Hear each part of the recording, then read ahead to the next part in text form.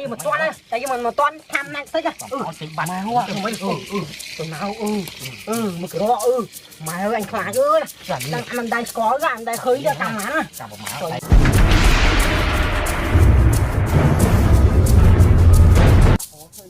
Mà sao mình vỏ phía nó á.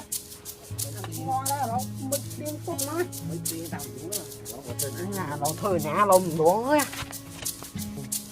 Thế lẩu tăng mơ của nam của có mình nấu tay kìa thấy mấy được mấy thôi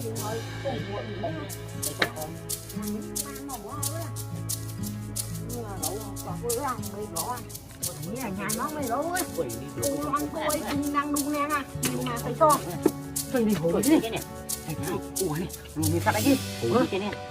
ủa ngoài ủa mình sạch đấy à đấy cái thông thông ấy à mày ơi mình dùng mấy cái lẩu nữa đi à đi mình sạch đấy đi tình cổ của chúng mày mình đang nói miếng thôi đừng nói đi ta sẽ đừng có ủa với đặt nó đặt nó vâng chứ quả nó đi lên núi là con nó trốn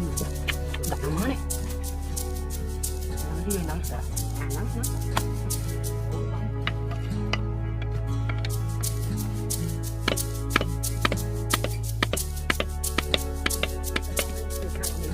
đừng số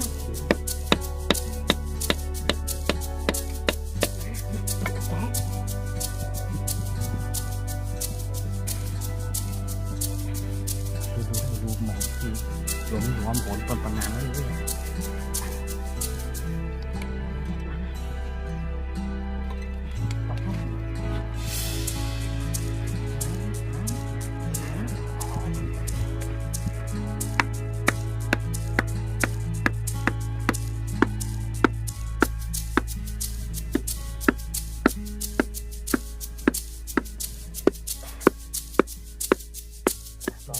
cho nắng này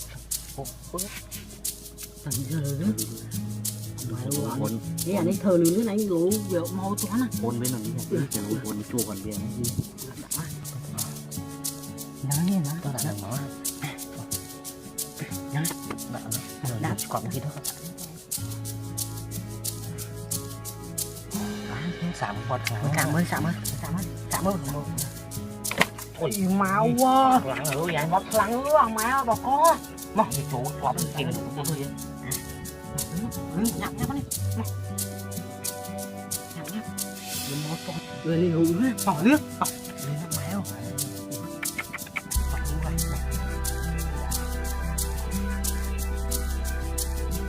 bán màu lưới nó thật tọt rồi dùng luôn rồi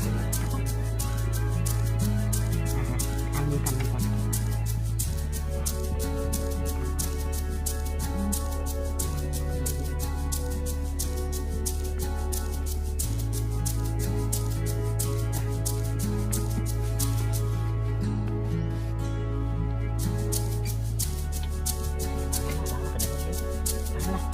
to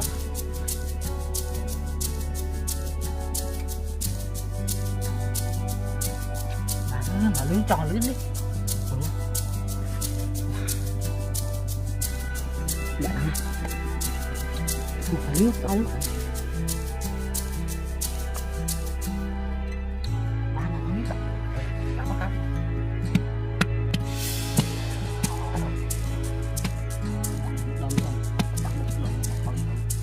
đom tiền đúng bạn được nuôi đánh một mũi tía á nuôi này thì đã không đi được cái đâu phải nuôi một mà ra đi cho nó lên cò lên hủ vô nó á mà mà hủ cho mà nó thôi tao chơi không tao tao như chẳng đi ngủ không chụp vào lò đi ngồi nữa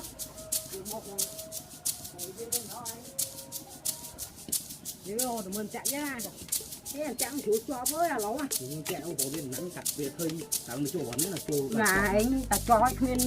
hơi lên hụt đó mày ơi hơi lên hụt quá cái là cho hơi lên hụt à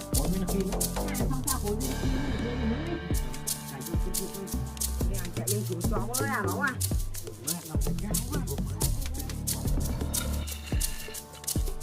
mà coi cái đứa con má sẵn thì người ngồi lắm ơi má ơi ua kìa sẵn đi sẵn thì má ơi chạy này thằng cha là chủ biển thằng nào qua thằng sẵn đấy kêu đấy cá má này cá má đi đấy cá má này cá má của chả của mình cái này chao quá nhặt mốt đi nhặt mốt á anh mốt là nó quá uống là nó ngao được khăm hồ khăm tay chạy ra đi bay một toan này tay mình một toan khăm này tới kìa mà hoa mấy thằng nào một cái đó mà anh khá ơi đang đang có gạn đang khơi ra cá má thằng nào hoa anh này thằng mất lo